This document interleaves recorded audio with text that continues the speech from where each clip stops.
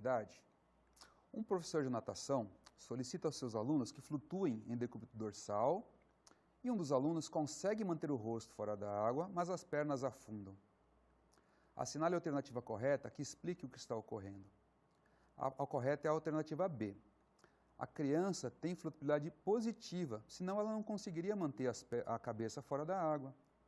Mas o equilíbrio do seu corpo sofre o efeito de suas pernas serem negativas, ou seja, ela sofre um torque, a perna se dirige para baixo, apesar de o rosto, né, como consequência, conseguir ficar na superfície ainda, tá bom?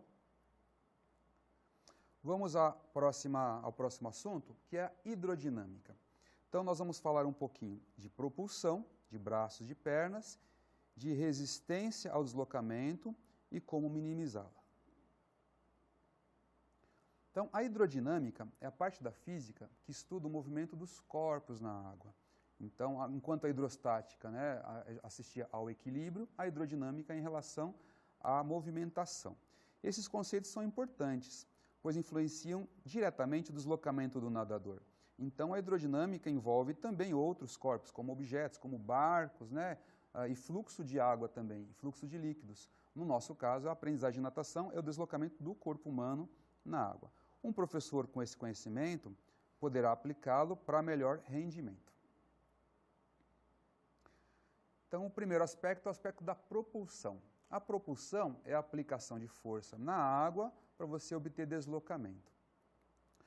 Diferentemente de você apoiar-se na borda e empurrar a borda com os pés, ou colocar o pé no chão e dar um impulso no chão. Nesses dois casos, você está empurrando o chão ou a parede. No caso da propulsão em si, nós estamos empurrando a própria água, né, nos apoiando na água para poder obter deslocamento.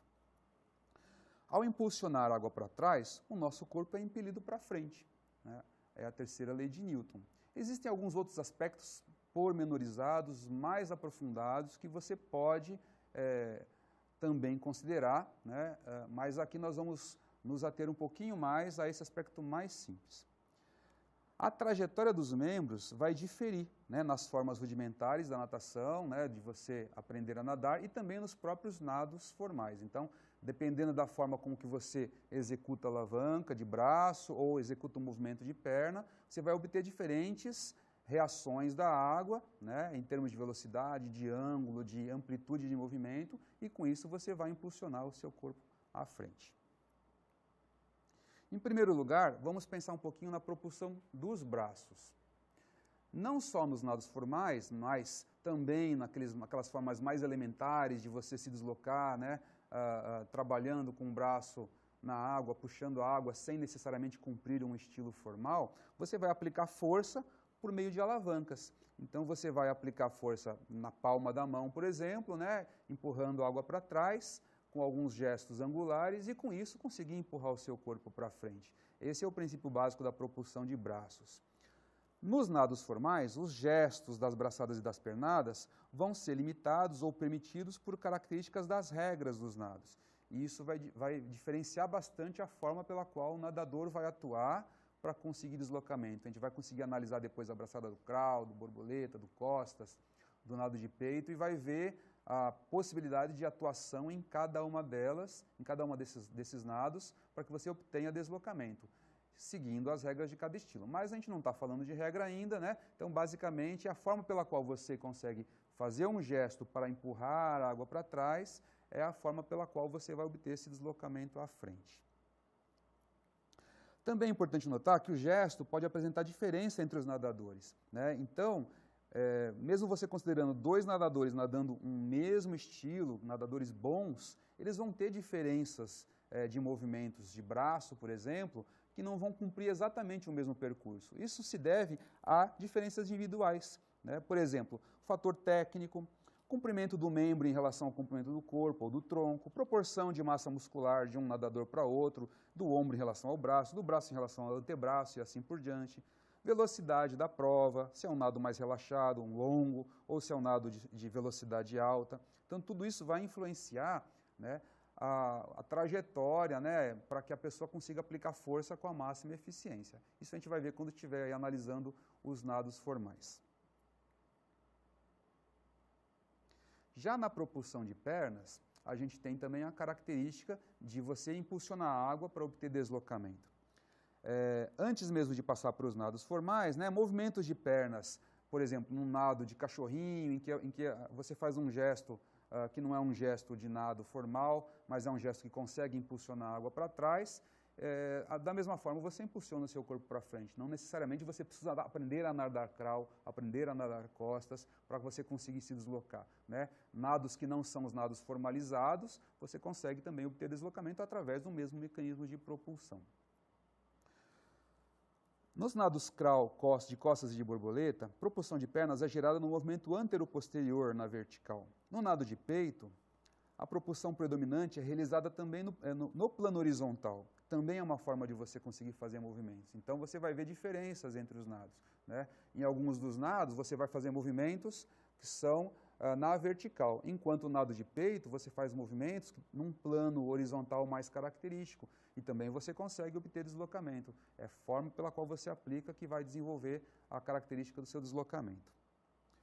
Nos nados de crawl e costas, o movimento é alternado, enquanto uma faz o movimento ascendente, a outra faz o descendente. E a utilização da prancha é uma das formas de você isolar o trabalho de pernas, seja para um aprendiz, né, conseguir se apoiar na prancha, como a gente falou no item da flutuabilidade, ele tem um apoio a mais de flutuabilidade para conseguir trabalhar um aspecto que ele domina pouco, ou ainda já um nadador bem habilidoso, que vai se concentrar no movimento de pernas, né, e poder se apoiar na prancha para poder ter uma referência de posição, por exemplo, sem necessitar flutuar, né? Então, você pode usar a prancha como referência para fazer o trabalho de pernas. A resistência é, por sua vez, um contraponto à propulsão, né? Até agora há pouco nós estávamos falando de que a propulsão ela é o impulsionamento da água para trás para você se deslocar. Agora, a resistência é a dificuldade que você vai ter para se deslocar num ambiente mais denso. A água é cerca de 800 vezes mais densa do que o ar. E a resistência que ela oferece para você poder se deslocar é muito importante ao você tentar ensinar alguém a se deslocar na água, para que ela consiga vencer melhor essa resistência e obter uma eficiência maior sem necessariamente aplicar uma força exacerbada. Então, uma boa relação entre propulsão e resistência é um equilíbrio que a gente vai buscar no deslocamento da natação. Quanto maior a velocidade do deslocamento, maior a resistência. Então, em nados lentos, a resistência tem já a sua participação. Quanto mais rápido a pessoa tentar nadar, ela vai sofrer, né, uma característica da resistência aumentada. Então, isso vai ser importante para você planejar as atividades.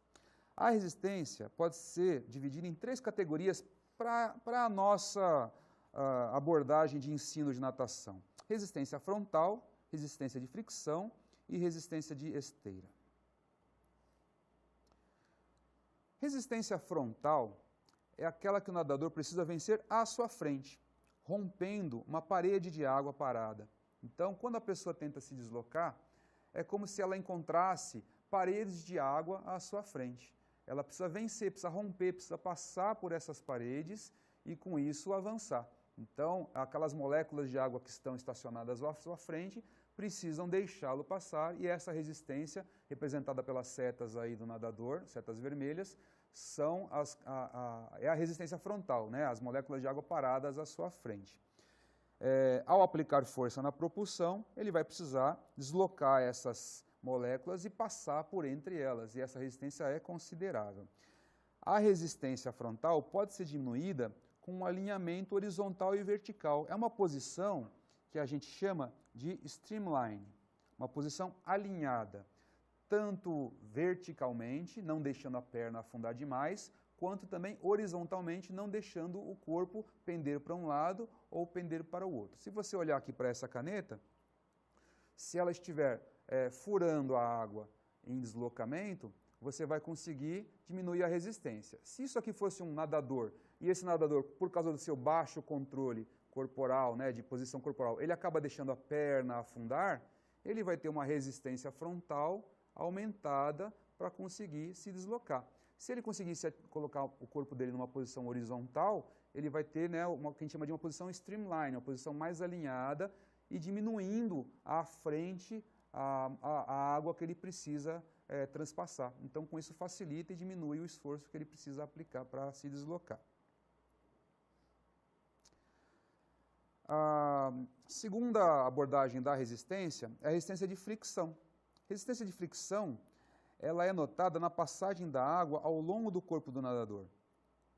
Então, uma vez que você está em contato com aquela superfície de água, à medida que ela vai passando, entre aspas, escorrendo pelo seu corpo, né, o quanto de interferência ali a água sofrer, ela aumenta a resistência de fricção. Irregularidades de superfície e outras influências farão com que a água tenha uma maior dificuldade de fluir ao longo do corpo. Por exemplo, uma bermuda larga, cabelos compridos, são um exemplo dessa dificuldade de maior resistência de fricção. A utilização de peças apropriadas e até a própria depilação em competidores de alto nível são tentativas de você diminuir a resistência de fricção. Até um pouco tempo atrás, alguns anos atrás, era permitido o uso de trajes apropriados, de trajes inteiros, né, que privilegiavam a diminuição da resistência de fricção.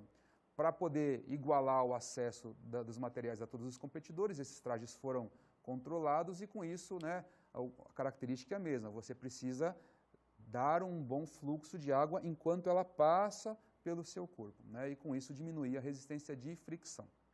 Por fim, o último aspecto é a resistência de esteira. Resistência de esteira engloba a necessidade do preenchimento do espaço após a passagem do corpo do nadador. Depois que o nadador passa, assim como, por exemplo, aqui fora da água, quando passa um caminhão na estrada, há uma pressão reduzida de ar após a sua passagem, que deverá ser preenchida pelo ar novamente depois que o caminhão passou. Na água, acontece da mesma forma. Quando você se desloca à frente, né, à medida que você vai se deslocando à frente, a água precisa ocupar o espaço atrás do corpo do nadador, né? Esse redemoinho que se faz, essa esteira que se faz, né? Quanto menor ela for, quer dizer que flui melhor a água a princípio do corpo. A mesma forma usada na resistência frontal pode ser usada na resistência de esteira. Se o corpo estiver bem posicionado, bem alinhado, você vai ter uma menor resistência de esteira aqui atrás, né? Menos esteira vai se formar aqui atrás, menos rebuliço na água vai ter aqui atrás. Se a posição do corpo estiver muito afundada, uma maior quantidade de água vai ter que se mover aqui atrás do nadador para preencher aquele espaço. E isso gera, né, uma dificuldade no nadador avançar. Tá? Então, uma boa forma de você diminuir essa resistência é melhorar o alinhamento corporal. Então, vamos fazer um exemplozinho aqui no quadro para vocês poderem acompanhar. Vamos desenhar aqui um corpo qualquer, um objeto, né? E esse objeto precisa se deslocar para lá, né? Então, qual que é a resistência frontal? Resistência frontal é a barreira de água, se você pudesse, né, considerar paredes de água, que na verdade não é organizado dessa forma, mas é aquele volume de água que o corpo precisa avançar e passar por essa matéria. Então, à medida que o corpo avança, ele vai encontrar sucessivas paredes de água e essa resistência é chamada resistência frontal, né? Uma boa posição corporal, né, o design de carros, de aviões, né, vai fazer com que o melhor fluxo da água, ele tenha um melhor fluxo, né, e tenha uma menor resistência frontal. Também a posição é importante, né? Se esse nadador tivesse, por exemplo, mais verticalizado, a resistência frontal seria muito maior, né, do que se ele tivesse numa posição horizontal, como esse primeiro desenho aqui se mostrou, né, que a água, de um certo modo, consegue fluir pelo nadador, encontrando menos resistência frontal do que no desenho aqui de baixo. Tá? A resistência de fricção já é a passagem da água pelo corpo. Então, quando a água passa pelo corpo, né, vai acabar gerando uma resistência aumentada aqui, né, se você tiver corrugações, tiver incongruências aqui no material. Se o corpo for liso, né, a água vai fluir melhor, sem muita resistência. E a resistência de esteira é quando o corpo passou e a água precisa ocupar o espaço após o volume corporal, né? Se tiver uma boa posição, tem uma certa quantidade ali de resistência. Se o corpo tiver numa posição muito vertical, né, o nadador não está bem alinhado com a água, essa resistência vai ser muito maior. O volume de água ali para preencher o espaço depois da passagem do corpo, ele é muito aumentado, né? Então você tem uma resistência de esteira maior. Vamos voltar aqui para nosso slide, e vocês vão poder ver, por exemplo, nessa figura da tartaruga, todos os exemplos que nós citamos aqui, né? A tartaruga a gente costuma dizer que ela é lenta, mas ela é lenta fora d'água. Na água, olha o desenho que tem uma tartaruga, né? Ela tem um desenho hidrodinâmico, né? Ou seja, a passagem da água pelo corpo dela é facilitada pelo desenho arredondado. Ela tem boas nadadeiras que vão impelir a água para uma boa propulsão, né? E a resistência pode ser diminuída se o casco dela estiver liso, né? Uma tartaruga saudável, jovem, se tiver depois muitas cracas, muitas algas, vai aumentar a resistência de fricção dela. Vamos à nossa interatividade? Sobre a influência da hidrodinâmica no aprendizado da natação, é correto afirmar. Letra A. A hidrodinâmica é importante, pois estuda o equilíbrio dos corpos na água. Letra B. A hidrodinâmica estuda a aplicação da força, alavancas, para obter deslocamento. Letra C. As braçadas dos 4 nados devem ser iguais para obter propulsão ótima. Letra D. A hidrodinâmica estuda formas de diminuir a resistência ao deslocamento aquático. E letra E. As alternativas B e D estão corretas. Vamos dar uma pensada então e eu volto já já com a resposta.